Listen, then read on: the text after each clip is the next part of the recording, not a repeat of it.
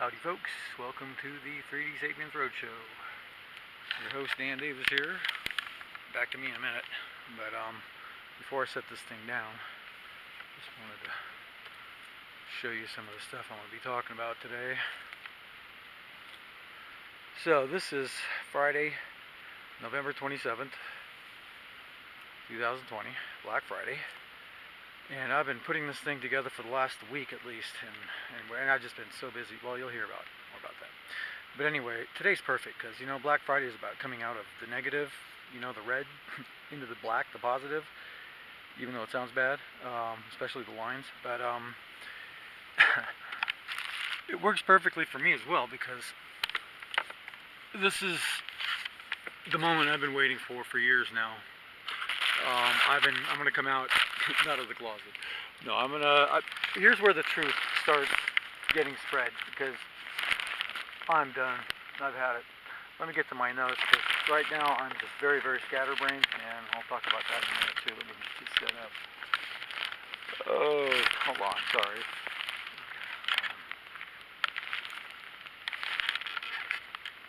Okay, something like that.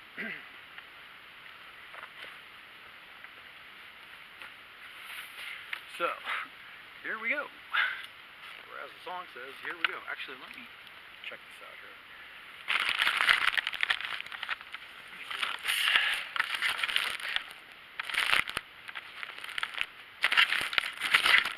Actually, you know what? Let me pause this a second.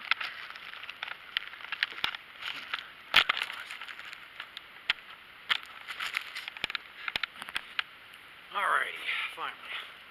Just like that out here. There's a million and one problems. So just trying to work, especially with all this stuff and being on the road anyway. So, howdy folks. Welcome to the 3D Sapiens Road Show and the special edition of the author info update, the Bipolar Black Friday special. See, I'm kind of losing my mind, which is especially tragic because I had so little to start with. But like I said, I'm not ready for this quite yet, but there's people out there that want to know what's up. And I need to start unleashing a whole bunch of videos and photos and whatnot. And there was more I'd love to tell you right now, but I can't. So I just wanted to do this author info thing to bring up people up to date somewhat. And then starting, if not today, tomorrow, I will be putting on YouTube, on this show, and on Facebook. Facebook.com/DanDavis64. I will be putting, on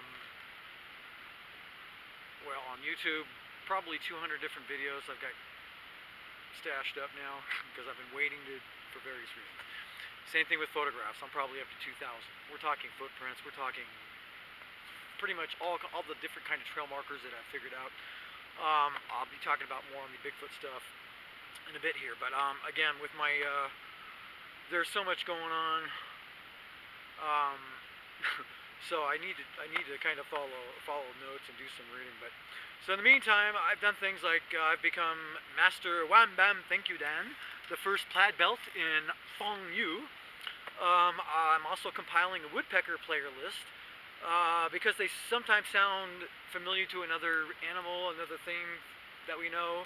They call him Flipper, Flipper, king of the peckers, covered with checkers, all black and white, and so on.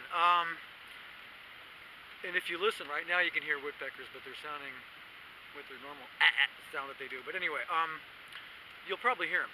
So anyway, this is all sad. I'll talk about these oddities and more in the next author info update, probably in a week or two. But right now, I'm not feeling terribly funny. So. Okay, so the problem is my mind's reeling, and on at least 4 different levels. 3 are unbelievably great, while 1 is so appalling. My whole faith in humanity is just hanging by a very worn thread. So let me get the bad one out of the way first, at least what little I can say about it at the moment. Then we can concentrate on the incredible silver linings to the events of the last months or years or decade or two.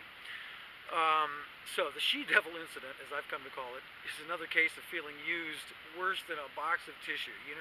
The cheap stuff at off-strip Vegas motels where you don't even want to take the stuff home before it's used. Anyway, so like I said, faith in humanity shattered. Concept of kicking a man down has been redefined for me. Basically, it's one of those situations where English just doesn't quite hack it. It's like I'm speaking in tongues sometimes. Parce que c'est incroyable, ce n'est pas possible. Qu'est-ce que c'est avec ça? Je ne sais pas. Qu'est-ce que mon Dieu? It's like that, okay? On the other, in other times, English just simply doesn't express the feeling adequately. I mean, like appalled, disgusted, I don't know. Other languages like Spanish, basta, que asco, okay? Better. My favorite, ironically, and yours too probably, will be Romanian, which is mie scârba de ei. But it's amazing, folks. It's got me speaking in languages. Anyway, okay, so it's so bad, I've had to constantly remind myself my 5 fundamental pillars of faith. And if there's something really positive you can take from this little thing, listen to this. Number 1, if it happened for a reason. Number 2, if it happened to you, it's because God or Spirit knows you have the strength to endure.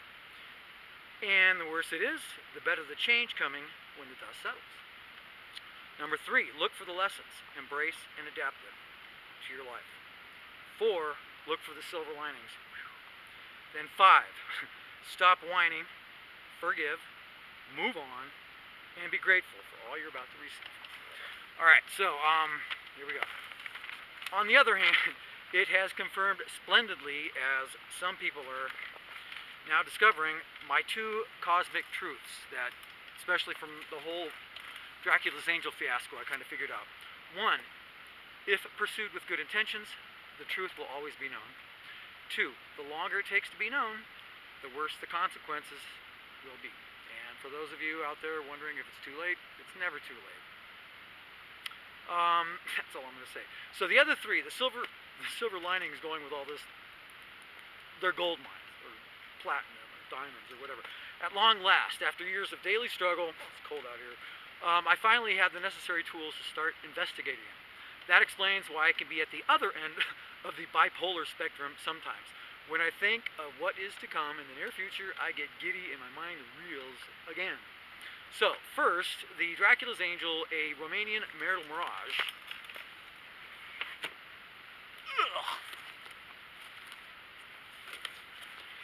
Is now pretty much unstoppable. I mean, 10 years ago, when I was realizing how complex and sick the case was, I was sure it could be a bestseller. After the veritable Iliad I've had over the last decade, it's not just a train wreck, it's more like a parade of train wrecks. I have no doubt whatsoever. It has bestseller written all over it, especially with the addition over the last year or so of the other 2 recent gold mines, and with what I know of publishing. See, my first publisher not only published From Ancient Aliens to the Shift, the Grand Unified Theory, but I did virtually every type of work possible in a publishing house. Editing, including in Spanish, layout, sales, marketing, the whole thing. In fact, I now know enough to start a publishing company and might very well do so in the near future. At least get it started so one of my kids can take it over or whatever. Anyway, in the process of learning all that, I learned what sells and what does not. Books of this genre sell, especially when they're based on real life. Let me put it this way. The movie would also be a blockbuster movie. And I'm already kind of getting a screenplay in my mind. Aside from the basic storyline and all the drugs, sex, and rock and roll type of atmosphere, an introductory video collage, for example, of how I ended up in the situation would include images from growing up in Ecuador, South America, my service in the Army, and travel and extreme sports all over the world. From base jumping, I'm going to read one of those today, and scuba and such in the States, to canyoneering and catching piranha in Ecuador, whitewater rafting in Costa Rica, jet skiing on the Congo, skydiving and flying a plane in Namibia, winning a national paragliding contest, and other all-time firsts in the country, in Romania, like skydiving from a paraglider and being the first American to skydive into a park in downtown Bucharest, plus skydives from motorized hang gliders and helicopters and Antonov 2 biplanes, etc. in Transylvania. In Pakistan, scouting and first flying paragliding sites, first American, bungee jump sites I flew anyway, bungee jumping in Thailand, etc., etc. So, the first major part of this book ends in Sin City, Las Vegas. Las Vegas. Woo. Where the proverbial excrement hit the fan. So, plus, now, since then, all the travel and incredible stories, like all the Bigfoot stuff, especially in the last time, what I've seen in the last year. So, throw in the thousands of photos and dozens of hours of video. I'm not kidding. Including a literal eat your heart out National Geographic moment, going back to when I lived in the Congo. A sampling, a few hundred photos, memorabilia, etc., are on my Facebook photo album pages. Again, it's /DanDavis64. I've even started compiling a list of songs to be featured if we did a movie like Alone Again, naturally. Mr. Bieber, I Feel For You, Lonely. Supertramps, Cannonball, Foreigner, Cold as Ice, Night Ranger, Goodbye, Eagles, Lying Eyes, Pink Floyd, Momentary Lapse of Reason, and so on. Anyway, and yes, in case you are wondering if I should be talking about the book here, I have to. Because the Bigfoot chapter will be the first place where I officially write about all my Sasquatch experiences to date, whenever the date is when it goes to printers, which a lot of these documents here are like 85 pages, 88 pages to INS, ICE, etc. So it'll write fairly quick. Alright, next page. So, as some people have kind of accused me, it's not arrogance, folks. I'm just so self-assured about all this. It might come off as arrogance, so my apologies. Anyway, the next two gold mines pretty much seal the deal. So the she-devil incident, as incredibly difficult as it might have been to endure without completely losing my sanity, is basically another you can't write this stuff account. It's a true blessing, and for two reasons. First, it provides the perfect ending to the Befriending Bigfoot Sojourn in Sasquatch chapter in here, like a bookend to the whole Dracula's Angel fiasco. It was like a miniature version. See, there's a sub-thing running through the whole chapter, the whole Bigfoot chapter, of the trouble I was having with humans, while fascinating and fun experiences with Bigfoots were mounting exponentially. Let me put it this way. Okay, you know the movie We Bought a Zoo, Matt Damon, etc., where cute young Ellie Fanning asks Scarlett Johansson if she would choose animals over humans. Personally, my response would be, let me get back to you, sweetie. However, if Betty the Bigfoot sidled up to me right now, my first impulse would be to grab some scissors and razors, for her. And follow her, let her carry me anywhere, whatever. So my faith in humanity might be totally destroyed, but oh wow, what a story. Besides, it also provides the perfect real-world test case of the methods and techniques I developed while realizing what all had been happening in the Dracula's Angel fiasco. I'm happy to report that they work brilliantly. In fact, it will be the perfect example to include in extreme detail to show how subtle clues can be. You'd be surprised. As a whole chapter of Dracula's Angel. Lessons learned. The book that follows this one. Because this is just a story. Lessons learned is the important. That's all the stuff that I learned. Spiritual lessons, physical lessons on how to tell when people are lying to you, and so on. Important stuff. So, in that book, let me put it this way. It answers the question that memorably was put to me a few months ago. But how would you ever know? My response at the time was simply, I have my ways. Because I know my Sun Tzu, Art of War. Yeah. So, ladies and gentlemen, in the Lessons Learned book, I basically present my ways. They include things like reading faces, body gestures, tone of voice, muscle testing, photographic memory, etc. Let me give you a little example. It's like a combinations and permutations in mathematics, if you know anything about this. Okay, so let's take poker cards, because everybody loves poker, right? Whether it involves money, chip, or clothes, or whatever, right? So everybody loves poker. So let's suppose you take 5 random cards. Now, of course, I'm not going to do this randomly, but okay, here's one. Okay, I'm going to take this one. And doesn't seem to do much good, but I'll take that one. And And, eeny, meeny, miny, schmo. Let's do, how about this one? Yeah, this looks good. Alright, more trash.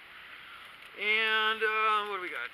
How about, ooh, finally something decent, maybe. How about this? You know, so far trash, but hey, you know, could be high card. But, what do we got here? Oh, yeah, but then suppose, next card we get, last card we get, is this. Whoops, not that one. You go away. So now we get this, right? Now, if you remember the cards that we got, you're going, if you don't, you're going garbage. But, so if you take these cards and make another arrangement of them from the way they were dealt and put them in a certain order, this is a different permutation than the order that they were dealt in. You will see that suddenly, ta-da, with this permutation, we have a straight, which beats a lot of stuff. So clues are like that. For those of you who are into things like this, they're also like that, because you look at, it's like one of those word problems from Algebra 2 or Pre-Calc or whatever, and you're like, huh? How the? But if you think about it long enough, there is enough information in there to figure it out. So, oh, stay tuned, folks, because the lesson learned book, that's where it's all at. Basically,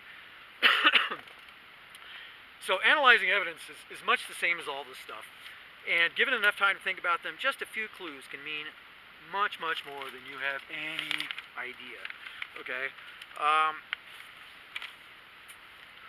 So, that's what's coming, and hopefully the Bigfoot chapter is the last of the war stuff, because it's becoming like War and Peace, and I've had it. Because, I mean, seriously, if this book gets any longer, it's going to be like War and Peace. And I've had enough of war. I'd like to concentrate on peace for a change. If that's possible, can I have an amen, please? For those of you that are with me here on this, because like I said, I'm done. I've had it. I'm enough.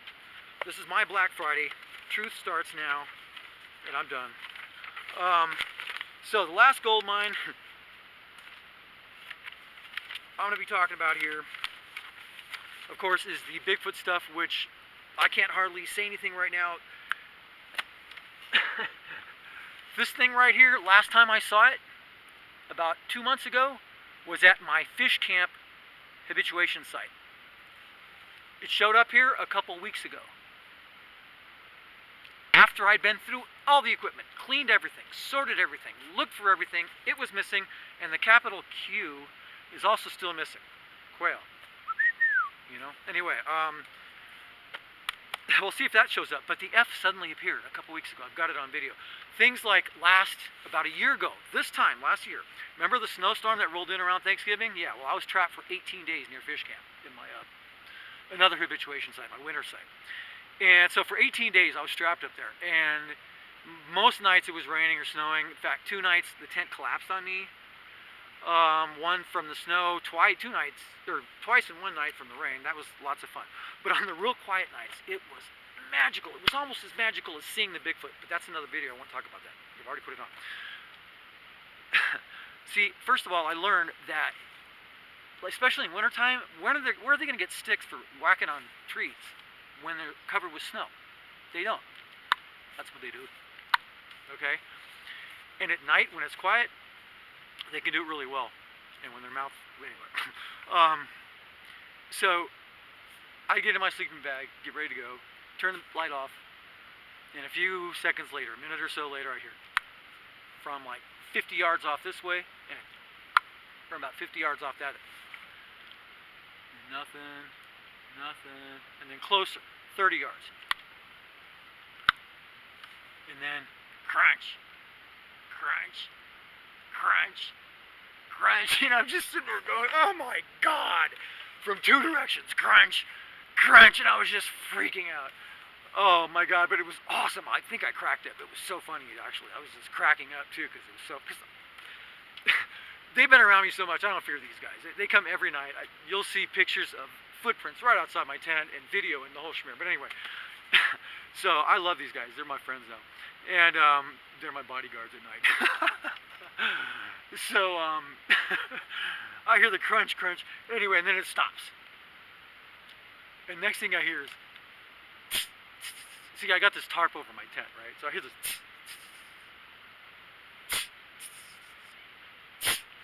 They were basically throwing little snowballs or I don't know, something on the tent. I don't know, maybe it was Bigfoot capture the flag, I don't know what. Anyway, it was just magical. It was so cool. I'll tell you more about it, and I've got more videos and stuff that I'll show you at some point, but I just wanted to give you a couple examples. Another one that I want to give you real quick. For the experts out there that get nauseous when you're in Bigfoot territory, it's them, guys. It really, really is them. Okay. Why do I know? It's happened to me so many times at my habituation site when it shouldn't have. And suddenly it just comes on, and I'll be almost ready to throw up, and then it goes away. And I realized it was times when things were happening. Anyway, and I was like, it has to be these guys. So one of the last times I was up at the fish camp habituation site by myself, it started coming on. I'm like, oh. And I'm like, hey guys, if that's you, please stop. I'm not feeling good. Thank you. Immediately, within 2 seconds, boom, it was gone. Gone. And then about 2 hours later, same thing. I was doing something else, getting ready to do something. And here it comes. I'm like, oh guys, not again. Please stop. Instantly, within 2 seconds. I mean, the echo of my voice hadn't even faded from the forest, and the nausea was gone. So here's where you need to stop treating them like monsters lurking in the forest and think of them as friends, okay? Think of them as people. This is what I'm here for. I want to make contact. This is all this stuff around me. This is these things that I showed you earlier.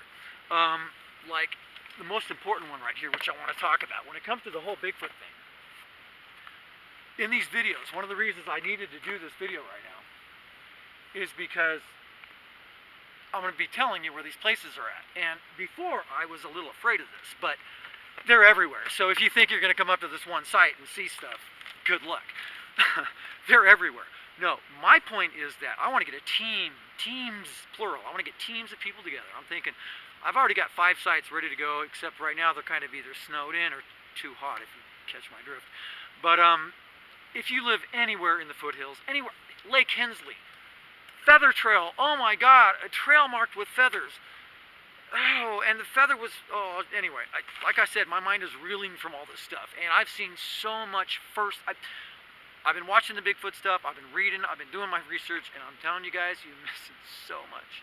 And that's all I'm going to say. I'll have a Bigfoot update with all this stuff as much as I can, get all the different kind of signs and whatever. But if you're on one of these teams I'm talking about, I'll be teaching you how to read all this stuff. Come join me wherever it's at.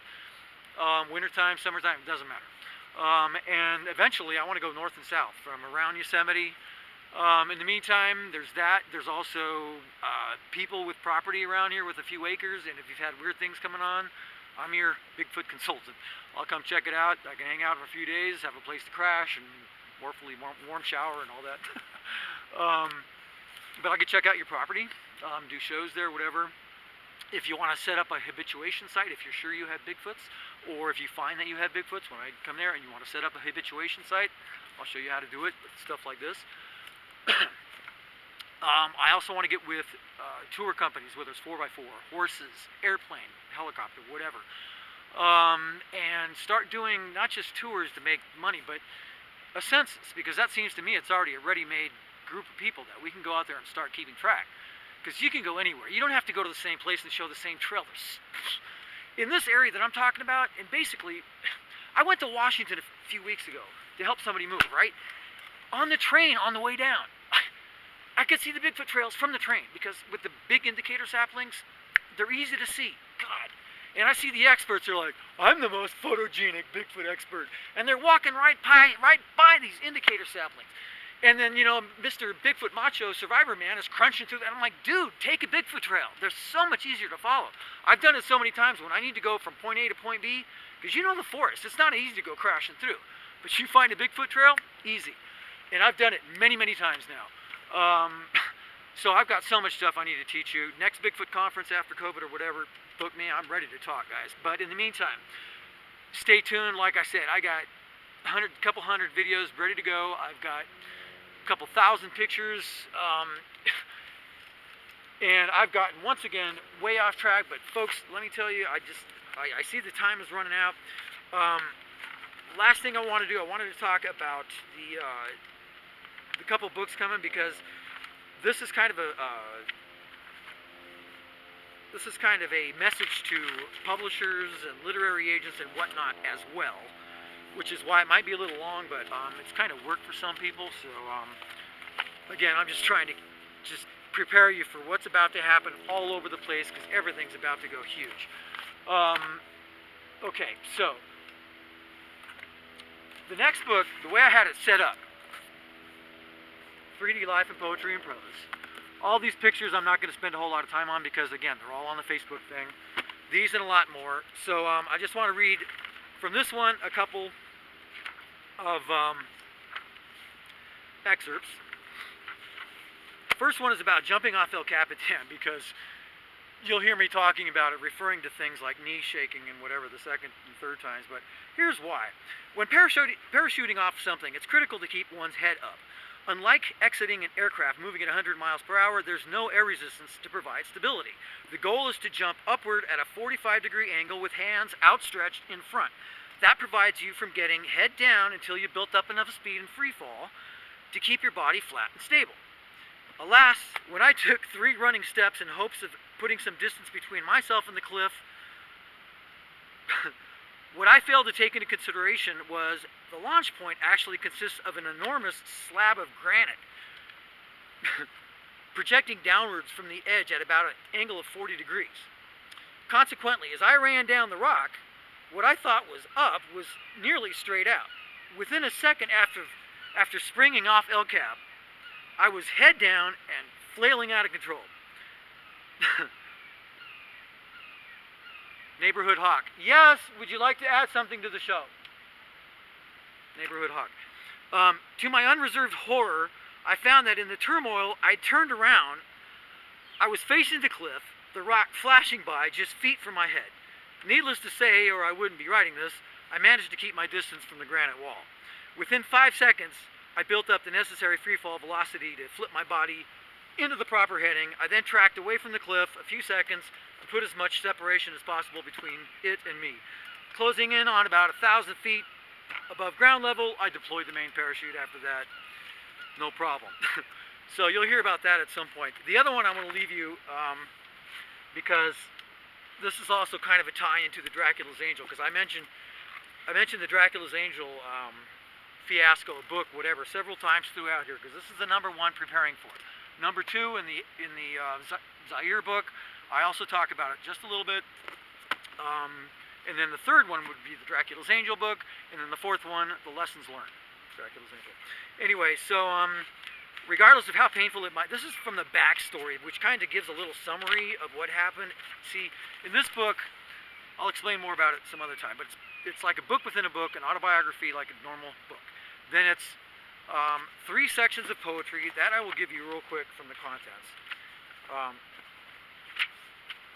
So, Part 1, Backstory, Brief Autobiography. Chapter 1, Ecuadorian Education. Chapter 2, Going Home.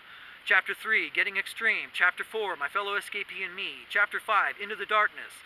Chapter 6, Romaniac. Chapter 7, South Asian Saga. Chapter 8, New Worlds. And then Part 2 is poetry from different subjects. Family, friends, places, and thoughts. Part 3... Yes. So, Part 3, more poems in love or thereabouts, which is where I'm at right now, the Dracula's Angel backstory and the poem, which is the last poem in here. And then there's a Part 4, epilogue, reflecting gratefully, anticipating confidently, fully enjoying the now. All right, so from there, this is from the last paragraph of the Dracula's Angel backstory, because pretty much all the poems have their own backstory, because sometimes what happened is more incredible than the poem. There's a whole variety of poems, and don't worry about that. But anyway, regardless of how painful it might be, it's finally time for everyone involved to know the truth regarding the whole Dracula's Angel debacle, at least as much as can be made public at the moment. Despite what follows, the most important lessons learned from all this is even Category 5 emotional storms can have a lining more precious than silver or gold if approached with the proper psychological and spiritual attitude. And again, I'm just going to read the last couple paragraphs here from the Dracula's Angel poem, titled Dracula's Angel. Yet with my anger expressed, I see you were obsessed, for reasons beyond your control. 'Tis mine but to forgive, learn my lessons and live, and pity your wretched soul. 'Tis yours to pray mercy from God for all your sinful fraud, to avoid your karma, your hell, for all your myriad wrongs, the proof that all along you were truly Dracula's angel. Okay, so that's one book. I'll probably do more excerpts and I'll give you more updates on things like that. And before I sign off, a couple more excerpts again from this book. 2 Years in Zaire. This is my 30th birthday. January 19th, 1994, Kinshasa, Zaire.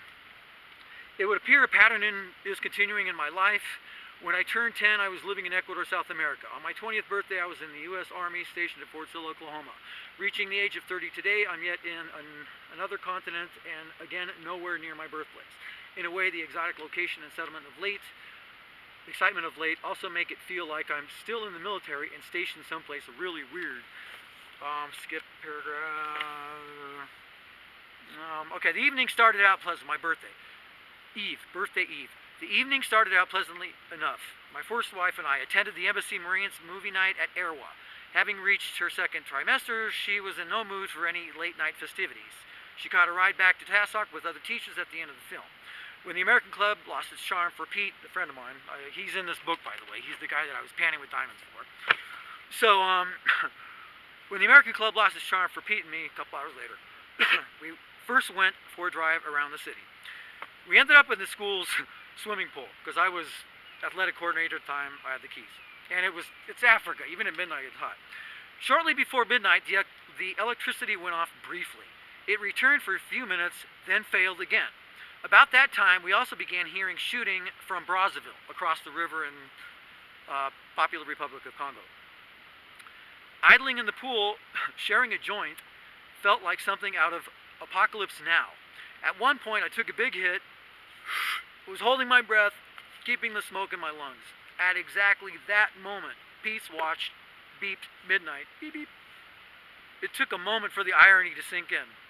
As midnight struck, and I turned 30, I was sitting in a tepid pool in absolute darkness in the middle of Africa, listening to automatic weapons fire from across the Congo River with a lungful of marijuana smoke. And it gets worse from there. And one other one, I got exploring Black River. Those of you who've been there, you know what I'm talking about. So I was walking around. I basically got lost. I was by myself. It's a game preserve.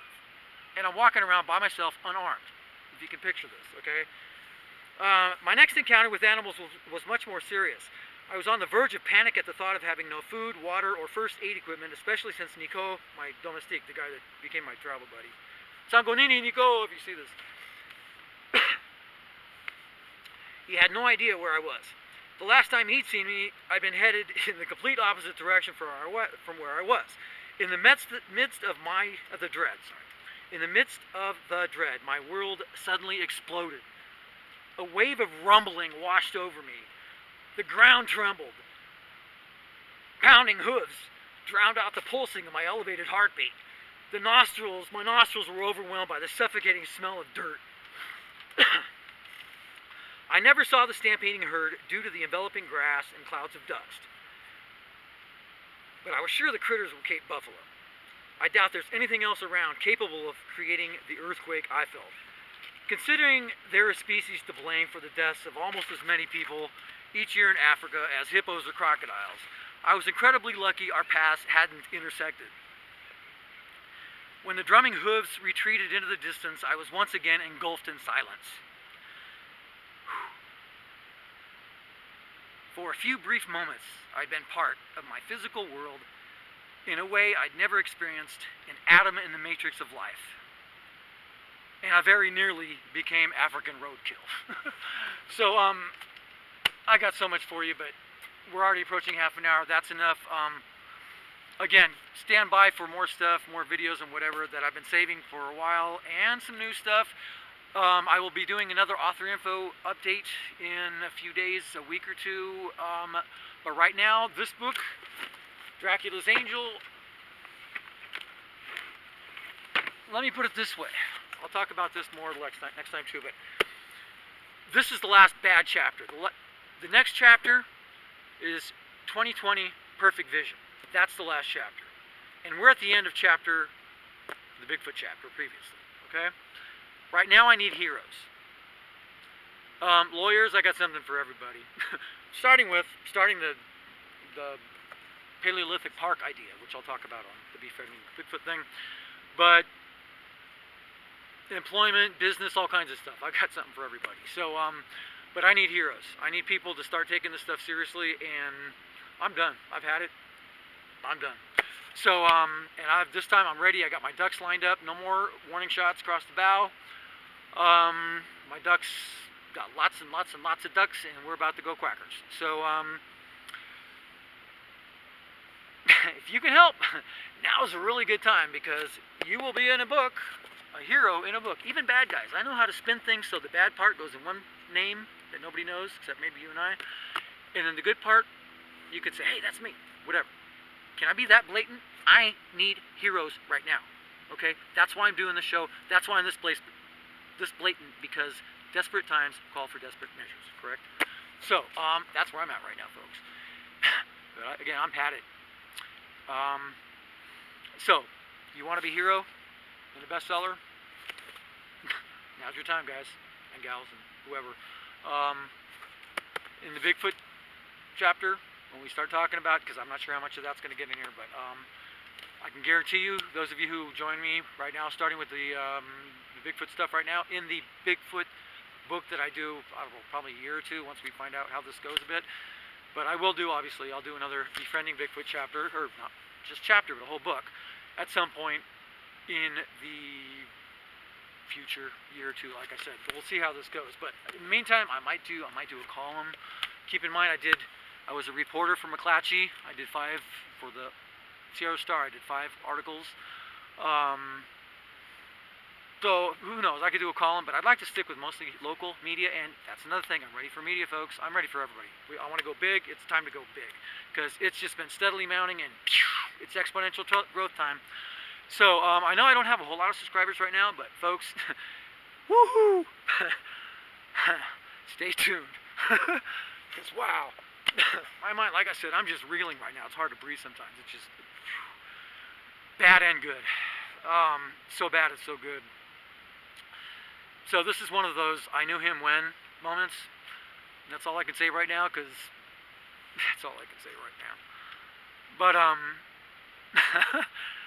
this is one of those shows that you please, if there's nothing else, if you want to be a hero in one way or the other, at least you can do is prayers, thoughts, and share this, please. So, thanks again, tuning in. I know it's a long show, but I haven't even... I'll be back in a while, and I'll let you know. In the meantime, stand by for a whole lot of other stuff. That's all I'm going to say. And if there's anything you can help with, now's the time. So, again, folks, thanks for tuning in. Hope you're having a good Black Friday. Hope you had a great Thanksgiving yesterday. And we'll talk. Have a great day, folks.